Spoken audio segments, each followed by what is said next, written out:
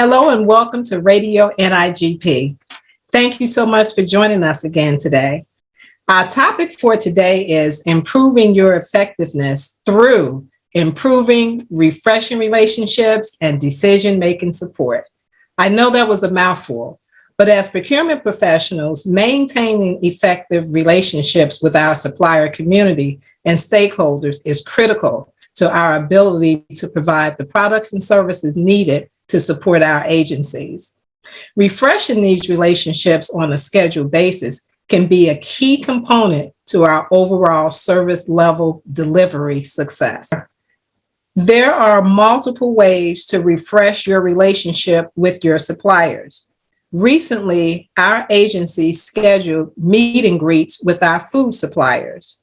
Refreshing those relationships were critical during the time when food shortages were becoming the norm. As a result of improving our relationships with our food suppliers, we've been able to make the decisions in a timely manner, which ensured access to food to feed our students for the entire school year.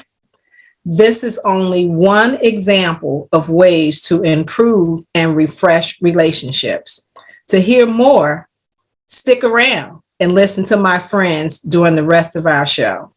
Thank you again for joining us, and we hope that you tune in again real soon.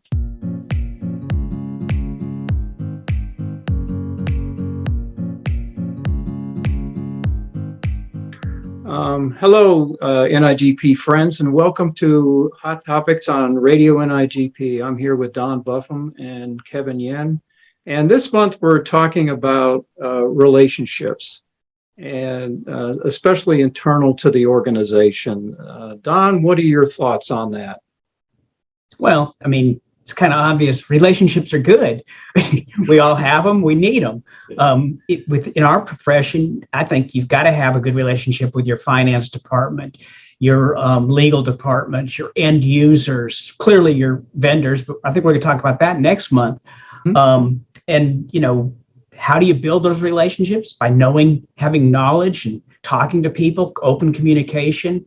I mean, you can read any number of books on relationship building and creating relationships and building relationships. And I think it's important to do that because it makes your job easier if you have good working relationship with everybody. Kevin, what do you think?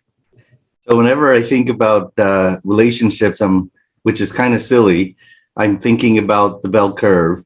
And you're probably going, well, does the statistics have anything to do with like relationship? This is how my brain works. Yeah. So, the reason I think of the bell curve is because when we think about that shape, you got one end of the spectrum, which is, the folks that are just going to listen to you and do whatever it is that you ask them to do. They account for about 10%, no effort needed, right? And then you got the middle chunk, which is the 80%. And those folks, there's a variation in terms of how much resources you need to spend with them in order for them to convince them to do what it is that you ask them to do, right? And then you have on the other end of the spectrum, the 10%, who are just difficult customers. They're the takers, right? And it doesn't matter what you do. They won't ever listen. They won't follow. They just want to do it their way, right? And so, which makes our job a lot harder. But do we really want to spend 80% of our energy on those 10% of the folks? And so. That's how I see it. Whenever I think about relationships, I think about talking to certain folks in the organization, and then thinking about where do they fall in that bell curve. Yeah. So and which brings up an interesting point. I love the visual on that. And what do we do with those folks? I mean, we can't just write them off, can we? I mean, we have a responsibility to.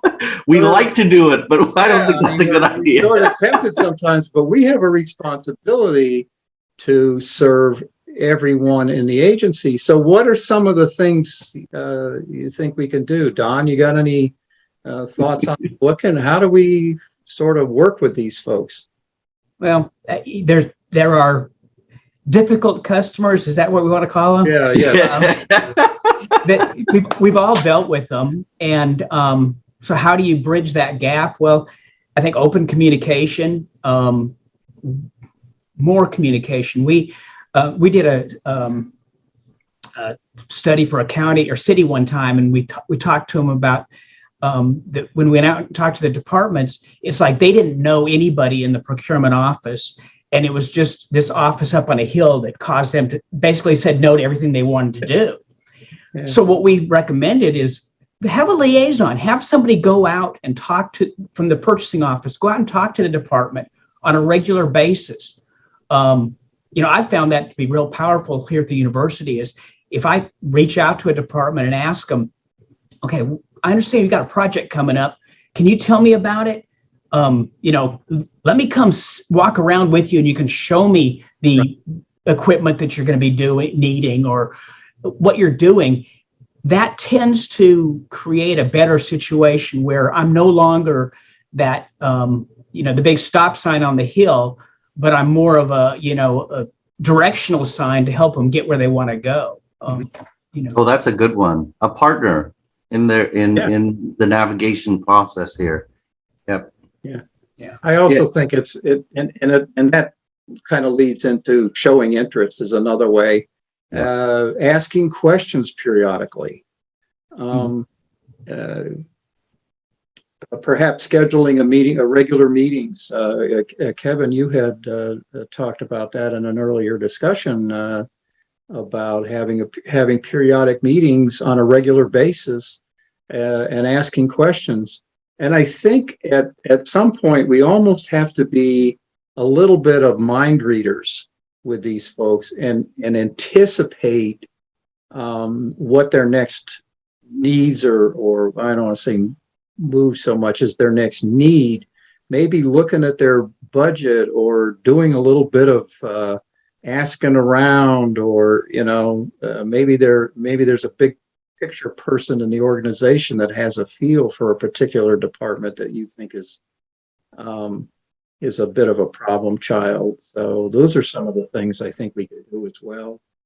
Yeah, and in terms of having that regular meeting, I actually have done just that, and that's scheduling like a weekly meeting with a peer in terms of some, so as from a director to another director in that department that may need some help, and then really focus on two questions: what's going on this week or since we last met, right?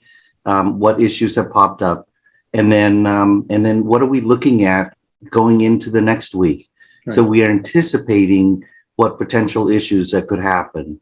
Mm-hmm. And what's important with that is that, let's say next week comes around and something happened, right? And then what we can do is bring that to the table and just say, what happened? How did we miss this one in the last conversation we had? So by calling the elephant in the room, yeah. Right? By focusing on that, then what we're focusing on is the issue of why things are happening, right? And then we can find a way to solve or resolve that particular issue. Cool. It's just about making sure that we stay on top of it. Yeah. It's funny that talking about anticipating their needs.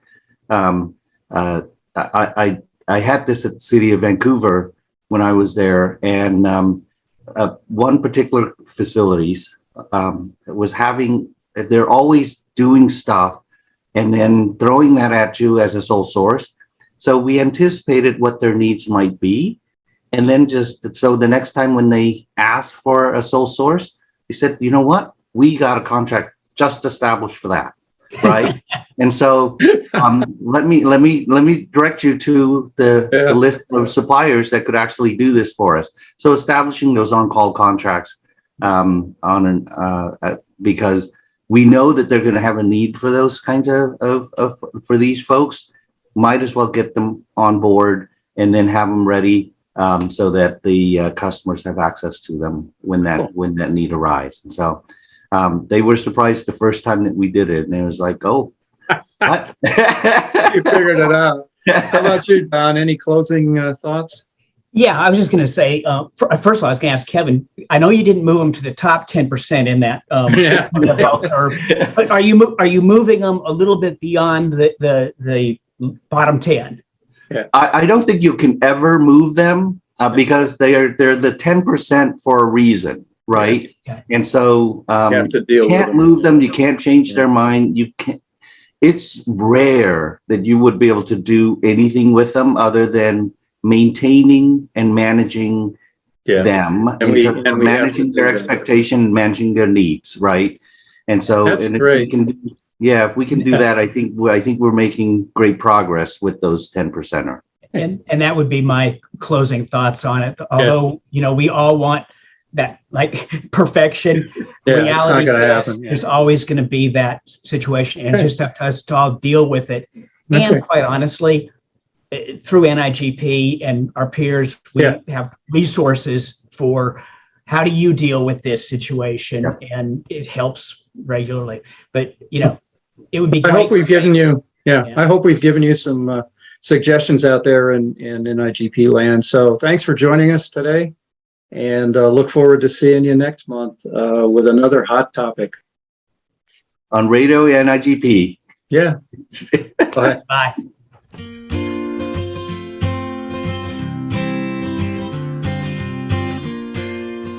Welcome to another episode of Chapter Updates. This month, we're going to do something a little different, and I have the honor and privilege to get to talk with Jennifer Steppen, who is the Chapter Relations Manager for NIGP.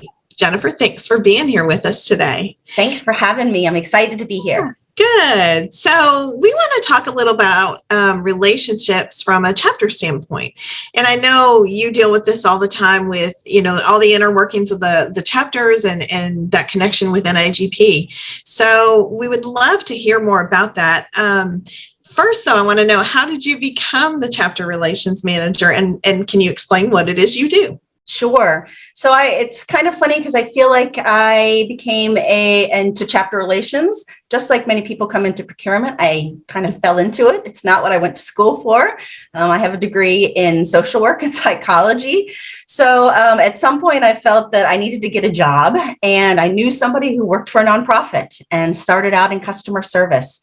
So I kind of worked my way up through multiple departments and landed in the chapter relations department and thought, this is where I'm supposed to be. So here I am 16 years later with NIGP alone, with almost over 20 years experience in the chapter world. So this has really been kind of my passion now.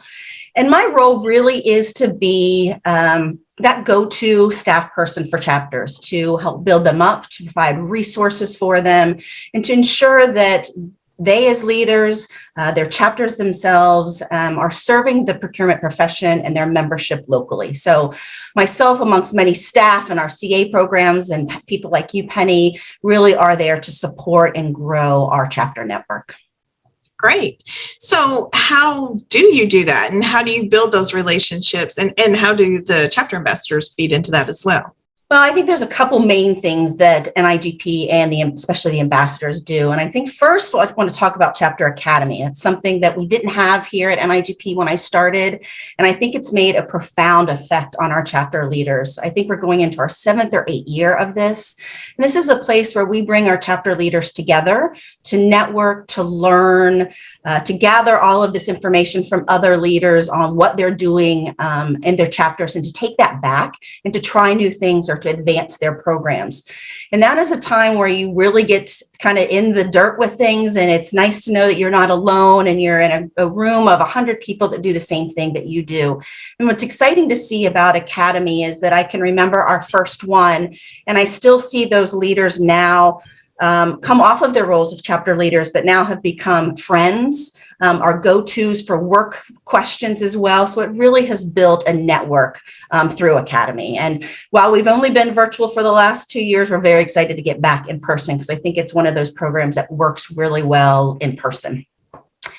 I think the other great thing that we do, which is, I think we're going into our 4th year of that, is our chapter leader calls. This is an opportunity for us to come together quarterly within our geographic areas and talk about what's happening at the Institute, what the chapters are working on, and even some struggles that the chapters are having. I see that those have been able to build relationships. I see chapters now doing things together that they haven't done before, or knowing that they have somebody that they can go to and contact. So I think those leader calls have been effective in building those relationships. And I think the biggest thing is our CA program and people like you, Penny, and the 19 chapter ambassadors that we have that go out and do visits and speak on behalf of the Institute, not only to talk about the great things that the Institute is doing and the education and the programs that we have, but really connecting and creating those relationships. So chapters have another avenue to go to and say, Penny, hey, I know you're with the Tennessee chapter. What have you done for this? We're really struggling with that. So I think those are just a few of the ways that we build these relationships with the Institute as well as with our ambassador program. Okay, great. And so we have that relationship with our chapters. So how do you see the chapters fitting into providing those relationship opportunities for their members? Well, and I think it's a twofold. I think one is your membership, and that's really listening to your members, doing surveys, finding out what the needs of your membership is, and then providing that through networking, educational programming, conferences. So really then cultivating what it is they want and then producing that out. I think the other piece of that is not just membership, but it is that supplier community. The suppliers play a very big role in our chapter world, especially when it comes to finances. A lot of the scholarship programs and awards things are backed by our vendors and them coming to reverse trade shows and conferences. So I think that the chapters are really building relationships both internally and externally to provide the best for their membership. Great. Can you share with us some of the success stories that come from the chapters where they've built some really great relationships? Well, this is my favorite part, and I could probably talk about this all day. And a lot of these success stories I'm going to talk about, you have been a part of or know a part of. And they all actually work a little bit differently. They are doing different things, but I think it shows how chapters can build relationships with other chapters outside of their chapters, even in their area. And then I think it grows their membership and only helps their membership. So the first thing I want to talk about is something that we came up with, which was a branch concept of a chapter in the state of Ohio, Central Ohio, which you know very well. There was a group of people that were several hours away and finding that, it was hard to come in to meetings all the times, but weren't really developed enough to have their own chapter and didn't maybe have enough people. So we created a branch, which was an offset of the Central Ohio chapter. And for 2 years, they built a membership base, a website, a name. They've become PANO is what they go by. And then they broke off to be their own chapter, a very successful chapter. So it shows, again, this relationship of, hey, it's okay to have breakoffs. You don't have to be the only one in the area that can support procurement professionals. And here they help support. And now we have a standalone chapter. So I think that's a good example. Before virtual was what everybody did, and all chapters had an aspect of the virtual component, we created a virtual chapter with 2 unlikely areas, which was Hawaii and Alaska. A lot of people thought that doesn't make any sense, but I still haven't gotten to go on a chapter visit. I know, and I still didn't get to form a chapter there, which was, we all wanted to go to Hawaii to do a formation meeting. But what was interesting in that is that we brought 2 chapters together that maybe didn't make sense, but actually had a lot of similarities because of being separated from the United States. And what I thought was very interesting as we formed them, how many chapters rallied around them, and they created what they called sister agreements. Central Florida and Minnesota, I know, are 2 prime ones with them that were there to help support and build this chapter up brand new. So that was a great thing to see of chapters networking and coming together. Great. So some other success stories I've seen chapters do is regional conferences. There have been a couple that have been around for a long time. Area 2, which is our Virginia, Delaware, Maryland, DC groups that have been doing that for a long time, as well as the Lone Star Conference in the state of Texas and KCRPE, which is Kansas and Missouri chapters. So they have found historically that it works really well for them to come together to do an event for the entire geographic area that they represent. What's been exciting is that I think from our leader calls, we have two areas that now that they've been getting to know each other and meet each other, they've decided to do ones as well. So Area 8 started one, and I think they just did their second one. And now Area 9 wants to do one. So again, they're building on who they are as individual chapters, then to come together and collaborate to offer something a little bit bigger. That's great. A little twist in partnerships and building relationships is something that Utah has done. Utah has historically been a kind of a small chapter, and they felt a need or saw a space in which they did not have a lot of state membership, state agency representation. So they built a relationship and a partnership with the state, doubled their membership, had them come in and decide that education for the state was going to run through the chapter. So built a great relationship in which it wasn't kind of a us or them, that they came together to create something strong. And I think lastly, and you are a part of this being in Tennessee, is that we have a lot of chapters that they kind of go together. While they stand alone individually, they do so much together and support each other. The two chapters in Tennessee, East Tennessee and TAP, and even Mid-Tennessee comes into that. You have OPPA in Oregon with Columbia and the Arizona State chapter with Copper. So those things have naturally happened. But I will say over my 16 years, I've seen more and more. It used to be chapters kind of wanting to just do things on their own. And now I see they are building these relationships, these events, and doing things together. I always know that strength comes in a team. So it's nice to see that that's where chapters are going, is doing this collaboration. I see that even. I remember it felt a little more competitive among the Yes. chapters, Mm-hmm. and now it just seems much more collaborative than it used to be.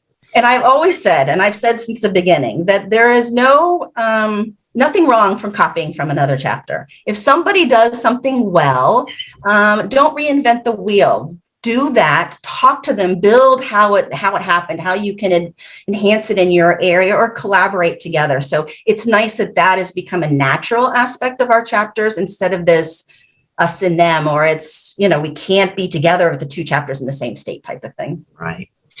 So I have one more question. What's your favorite thing about what you do? I think this is the easiest thing you're going to ask me, and that's the volunteers. It's you all yourselves. Sometimes it looks like I do the same thing each year. We do officer orientation, academy comes, things at forum comes, awards comes, and it's kind of the same, but it is never the same because of the volunteer base. And each year I get to do it with a new group of people. What inspires me the most about volunteers, and I think our volunteers especially, is that this sometimes is not a priority for them. This is not a paid job. They have families, churches, other activities, sports, families, and yet they still put in the amount of time and effort to build something locally, something that makes a difference, something that helps people with education, networking, helps them do their jobs better. And I'm always in awe of the amount of time and effort our volunteers put in. I don't think I could do it. So it's something I always like to applaud, but that's what I love best is the people. And I think that's why I'm still here 16 years later, is that I may be doing the same job for 16 years, but every year it's with different people. So it's a new learning experience. So that's what gets me excited. Well, having had the opportunity and been so lucky to be able to work with you so much through the chapters and now through the chapter ambassador program, I think we're all very glad you're still with us, and we look forward to working with you for many more years. So thank you, Jennifer, for taking the time to talk to us today. I think it's been great to share with everyone what you do. You're that behind the scenes person with our chapters. I think a lot of people may not even know that until they really get involved. So we appreciate you being here with us and taking the time to talk to us today. Thanks, Penny. Thanks for having me. Thank you.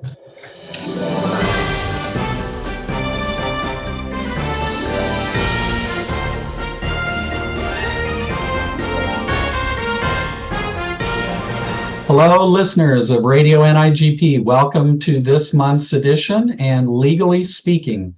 I am so pleased that I was able to be one of the founding members of this segment, along with Mike Beavis and Richard Pennington, and my name, John Walton. But this month, I'm delighted that we're going to mix things up a little bit and include some new folks as regular contributors to the segment. So I'd like to welcome Kirk Buffington and Valerie Scott to the segment. Many of you know Kirk. He is the former finance director and procurement services director for the city of Fort Lauderdale, Florida. And many of you know him as one of the co-authors on the several editions of the Legal Aspects textbook for NIGP. Valerie is the procurement director for the city of Longmont, Colorado. Welcome to both of you. Before we jump into this month's topic, if you two wouldn't mind just sort of explaining to our listeners, what's your interest in the whole field of everything legal? What brought you to this segment? Kirk? Well, thank you, John. First, I am so honored to have been included in this group of people. I mean, following and working with you and Richard and Mike, I mean, you guys have been like up there the whole time when I've gone through my career with NIGP. My appreciation and interest and passion for law and case study began when I co-authored the original textbook, first edition of Legal Aspects. And throughout the rest of my career, I've continued to research case law, make presentations about case law to FAPO, to NIGP, and it's just something I really love. So much that even though I'm retired, I've entered a Master's of Legal Studies program at the University of Cincinnati Law School and am loving it so far. So that's how I'm here. Thanks, Kirk. How about you, Valerie? Thank you. I'm also just really honored to be among this group. It's a pleasure to join this segment. And I'm currently also pursuing a Master's of Legal Studies. Mine is at the University of Denver Sturm College of Law. And I entered that program because I didn't quite want to be an attorney and change careers or anything, but we do interact with attorneys a lot, and I wanted to understand the law better. I think the profession, the procurement profession, stands so much on the law, and it's really important for us to understand all of the legal aspects very well in order to keep our agency out of trouble, to keep our departments out of trouble. And I hoped to educate myself in a greater depth on the law so that I can share that knowledge with my staff, with our city, with our end users, and hopefully help us to just continue to improve how we do things and how we work with contracts and negotiations and protect the agency. We're going to take advantage of your backgrounds, both of you. Thanks very much. Kirk, what is it that we've got ready for folks to discuss this month? Well, thanks, John. The theme this month with Radio NIGP is internal relationships.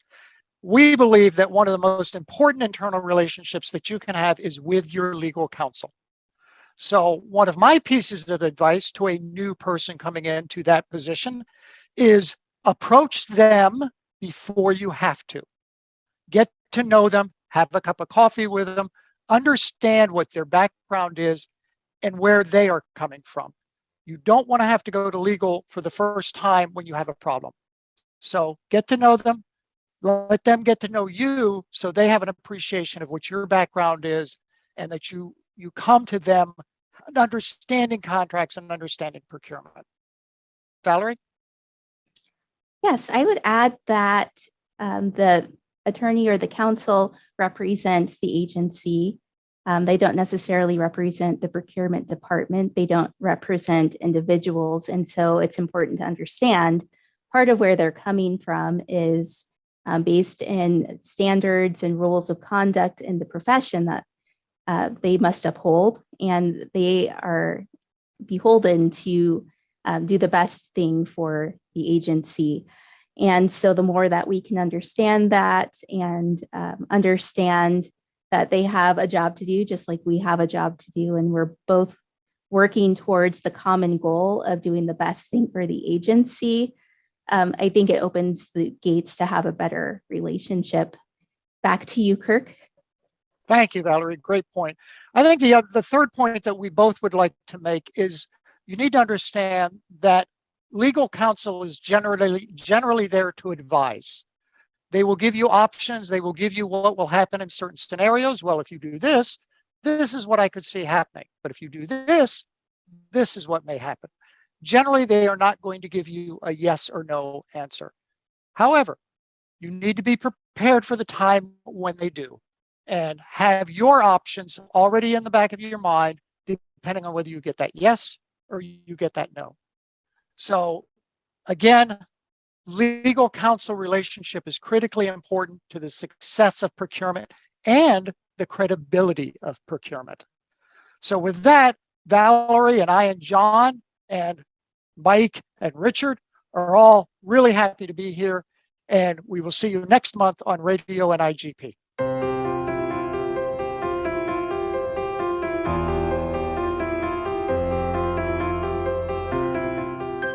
Hi, my name is Rick Grimm, and I'm here at the FAPO conference in Orlando, Florida. I'm excited about being a part of this conversation and what you're learning at NIGP. And we're going to turn it off on Way to Grow with your host, Keith Glatz. Hi folks, this is Keith Glatz and welcome to Way to Grow. We're coming to you live today from the 55th Annual Conference of the Florida Association of Public Procurement Officials, which we fondly know as FAPO. And today we're talking about relationships and how mentorship affects relationships. And I've got with me an actual mentor and mentee pair. I have Vanessa Redmond, who's our mentee, and Barbara Grilly, who's our mentor. And I just want to ask them, they've become, I believe, very good friends through the mentorship process, and they've developed a relationship. How would you characterize the development of your relationship? Well, I think Barbara and I became friends first with all that she was able to teach me in the procurement field and guide me. And then also not only teach me information, but consider myself as a person and what I was going to deal with in the work situation, with my boss, with the people around me, being in a small city. And I'm really grateful for that. We've really become good friends. Mark, you learn things from Vanessa, I bet. Oh, and yeah. that's helped with the relationship as well. She's my mentor as well. She's a one-woman show of the City of Southwest Ranches. So she is really an inspiration. And the mentor-mentee relationship is interesting that we've really both learned from each other. And I have really enjoyed that. And it's a great day here because I finally get to meet you in 3D. Yes. And that's the great thing about the mentorship program at NIGP. You not only develop professional, personal skills, you can also develop great relationships, and the mentorship program can be used to improve relationships at your agency and in your own life. Absolutely. So, I want to thank these. I want them to hug here. Oh, hey. It's been a great experience. And I want to thank you all for watching. This is Keith Glatz again for Way to Grow. It's an NIGP mentorship moment. And we'll see you next month. And reminding you that this is Radio NIGP.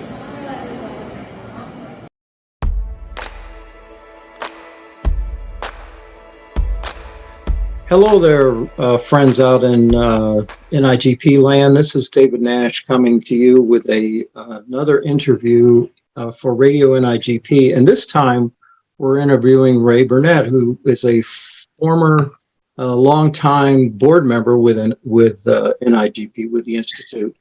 So I'd like to ask Ray a few questions over the next few moments. And Ray, why don't you start us off and give us a little bit of your background, and we'll go from there. Thanks, David, and hello, everyone.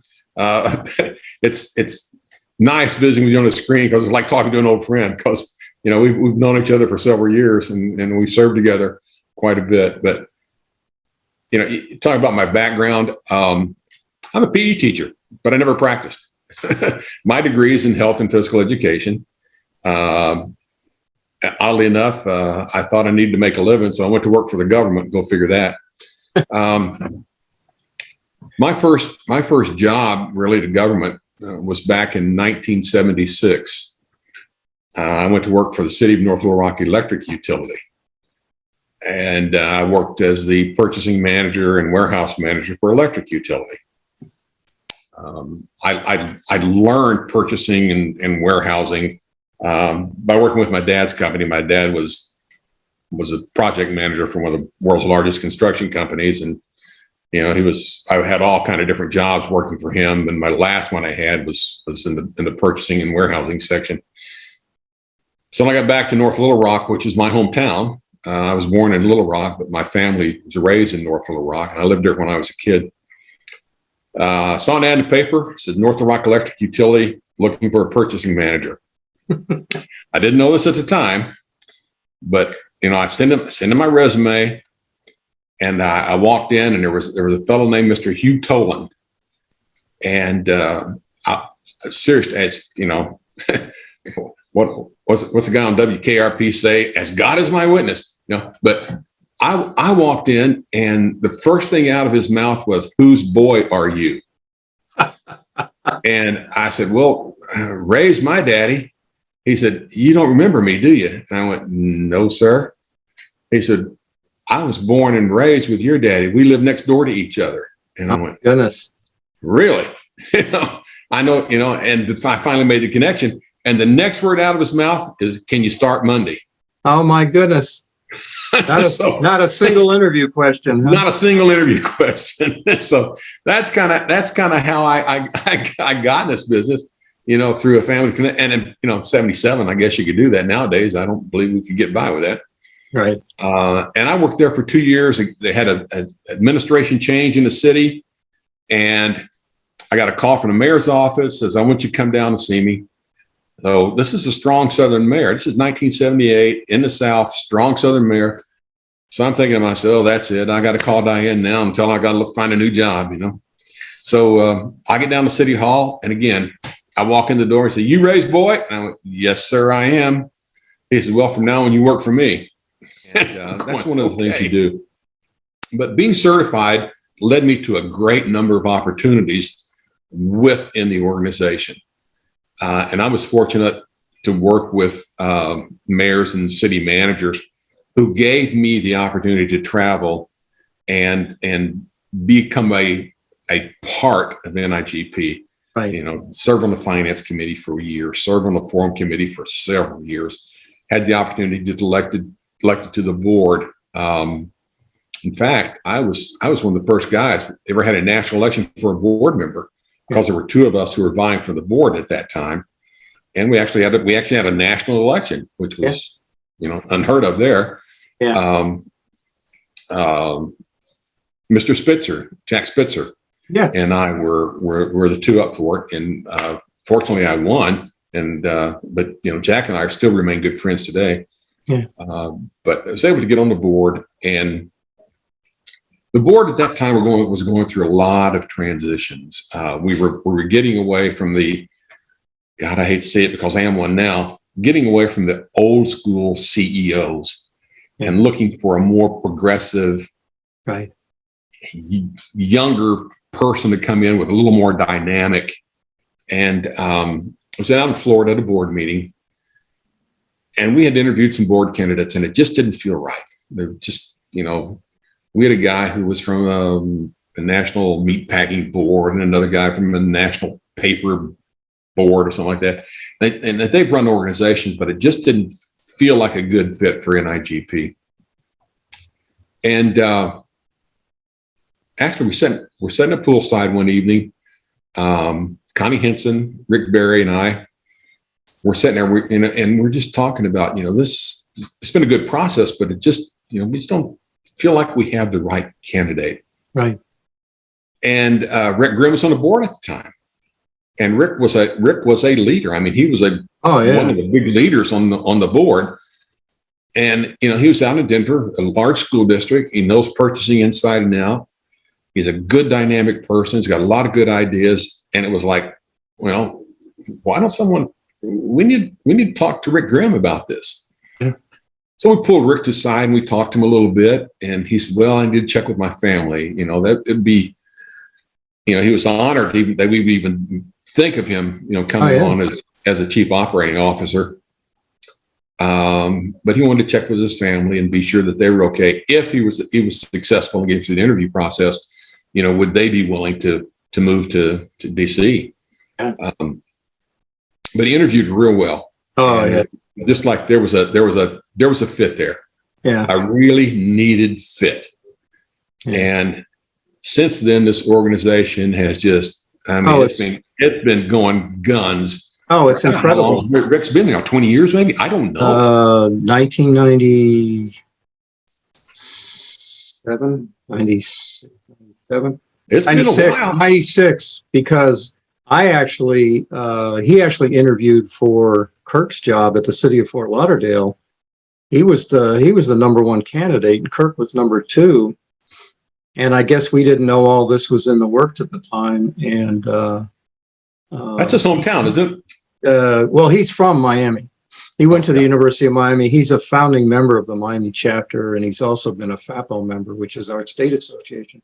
But he turned us down, and so that's how Kirk got hired as the senior procurement specialist. And 14 months later, he replaced Bud Roon as director, and he just retired almost 3 years ago.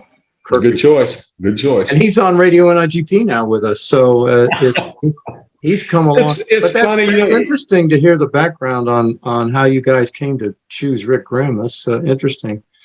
It was a very interesting process.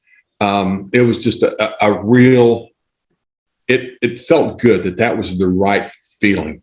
And that's the kind of thing that you sit back and you look at the effort you put into an organization, and then you see good things happen, and you're like, well, I had a piece of that anyway. You know, that's kind of cool.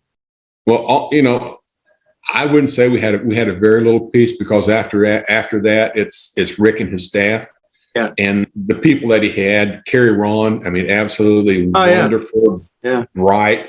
Ran the forum for years and years and years, and, you know, kind of in the background, always in the background, but always working.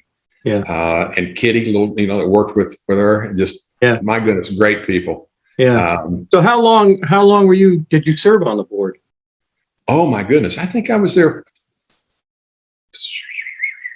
3.5 years, I believe. Yeah. Oh, wow. Yeah, I have great memories from all of them. Let me kind of wrap things up here and ask you about awards. Did you receive some particular awards during your time at NIGP, and how did you feel about that? Yeah, I was fortunate. I did. I received. I was fortunate to be awarded the Spirit of NIGP award. I got a DSA, a Distinguished Service Award. That was in Halifax, as a matter of fact, DSA. Oh. Also, in 2008 forum, I was surprised to be the recipient of the Albert Hall Award. Right. I'll tell you how surprised I was, because back then it was chosen.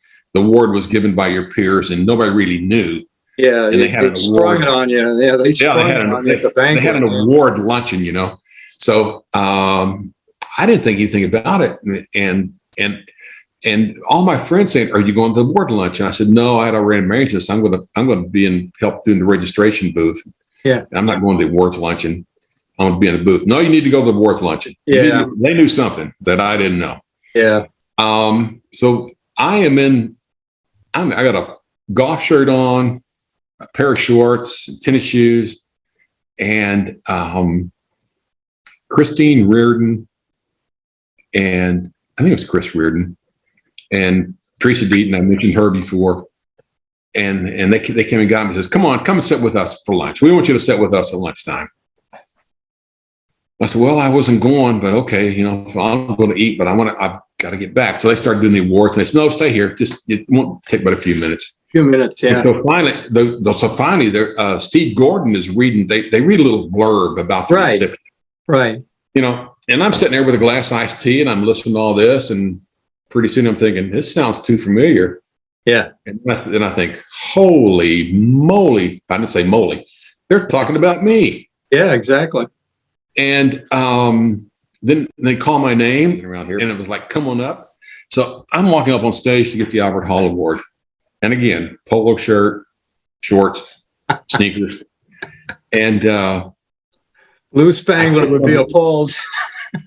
I said something that, and Barbara can attest to this, because she said it was one of the funniest things she's ever heard. But I walked up there and I said, if I knew this was happening, I would have put my big boy pants on. Yeah, exactly.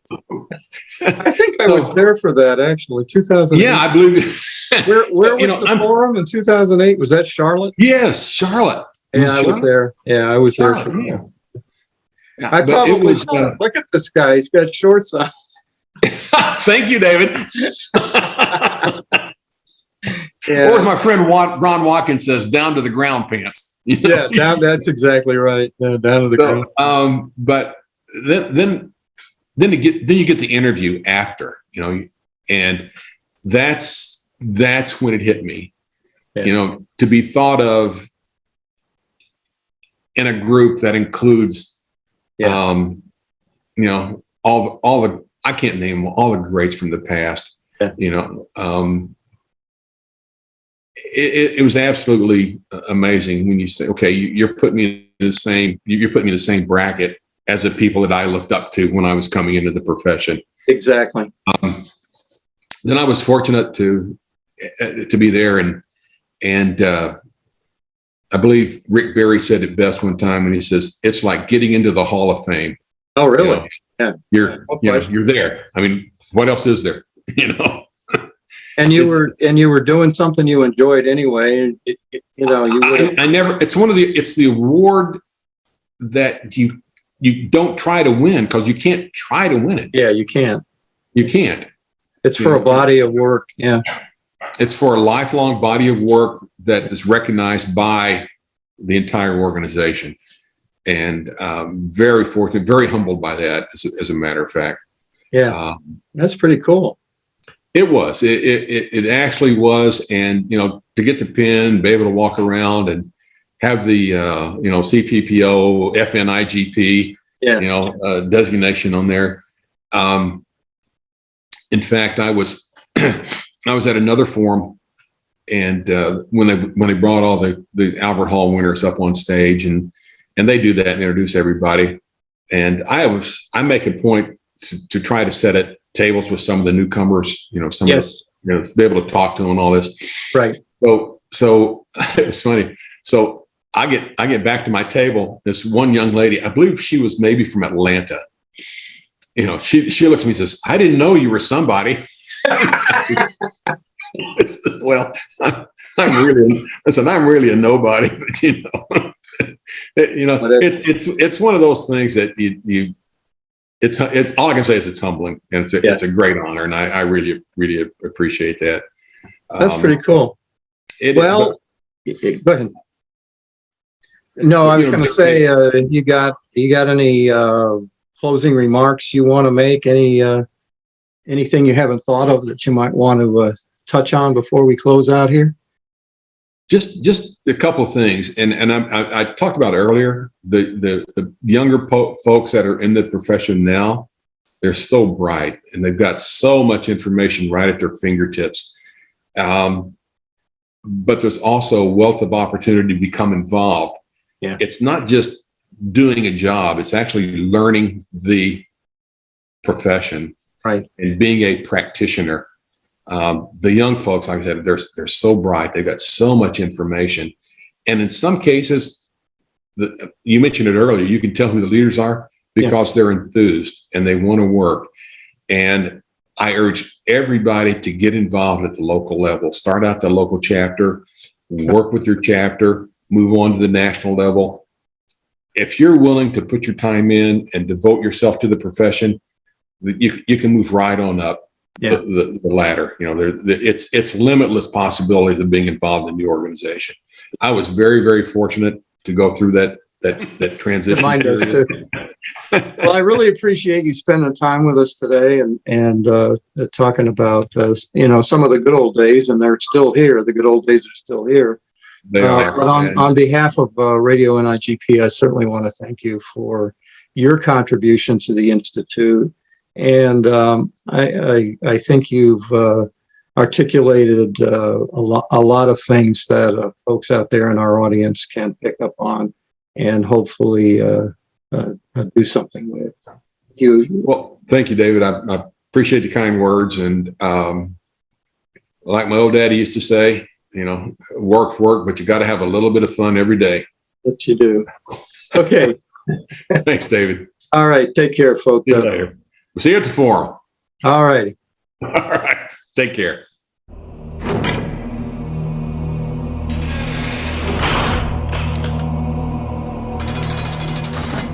Okay, welcome back to my little spot on the show. I'll set the stage for you, give you a little perspective. It's 2017. We're in Coahoma County, Mississippi. I hope that I'm pronouncing that properly. That county has about 26,000 citizens. The town is even smaller. It has about 329. They're in the Mississippi Delta region of the state. They have a humble economy. The median household income was about 28,000. It's reported that at that time that the individual household income, was only about 9 or 10,000. Poverty rate was 35%. Enters Gwendolyn Jefferson and Stacy Neal, who were both procurement officers at Coahoma Community College. These two ladies decided that they would go out and embezzle money from the college in the form of making purchases at the local Kroger, Walmart, and of course Amazon, because that seems like the place to be if you're going to be stealing, right, with your P card. I'm always curious when you have people who are conspiring to steal from the government. Like, no one says no. There's never anybody who later on tells a story like, they brought that to me and I told them that was not going to work. It didn't sound like a good idea, right? Like, why does this never happen? So these two ladies, Gwendolyn and Stacy, decided that they were going to be stealing and they were going to cover their purchases up. I will share with you that not only were they living in a place where there was a humble economy, they actually was at a college that was losing money. They were steadily losing funding because the citizens just couldn't afford to pay the taxes that they had to pay. So these two ladies got together. They were buying up a whole bunch of stuff. One of them even bought something as pricey as, or just unnecessary as, a chandelier. And so that was a big tip off once investigators started looking like, they make this much money, how were they living so high? Like, why do they have all this stuff beyond their means, right? It's just a reminder that as you are looking through your P card programs, make sure that you have the processes in place to find any type of impropriety such as this. So these two ladies were checking each other's cards and covering each other up. The way they got caught is they forgot to cover up one receipt. And once that slipped past them, then just like I shared with you a couple months back, it was a bigger investigation that ensued. Your program should have the processes in place that would have the card holder, a liaison checking their purchases, a third person as in the approver, your P card administrator, your financial team, and your internal auditor who goes over the program at least once a year to review the charges. And your P card administrator should be auditing quite frequently. In the instance where the program had to be pretty small at Cooma Community College, I personally probably would have been looking at these purchases every single month, everybody's purchases, because I used to do that. But my guess is that one of these ladies was the P card administrator. In any case, all I want to say to you is make sure that you have the proper controls and processes in place to find improprieties such as this. In the end, I could not find where they were sentenced, but I know that they had stolen maybe about $800,000 worth of stuff. The auditor demanded that they pay almost $1 million back, which included what they had actually embezzled, on top of interest, because this went across 5 years. They got away with this for 5 years. And then also the cost that the county had to pay to even investigate it. At the time of their indictment, they faced up to 30 years in prison. Now, of course, I share this with you from my arsenal of articles that I have on file, and I appreciate y'all sending them to me as well now since I started to do this segment. If you want to know more, you can definitely look up those two names, Gwendolyn Jefferson and Stacy Neal, or you can send an email to me and I'll gladly send you the article because I've saved it as a reminder that I might look good in whatever color this is that I have going on today, but never in this life will I look good in orange. Thank you guys for joining me.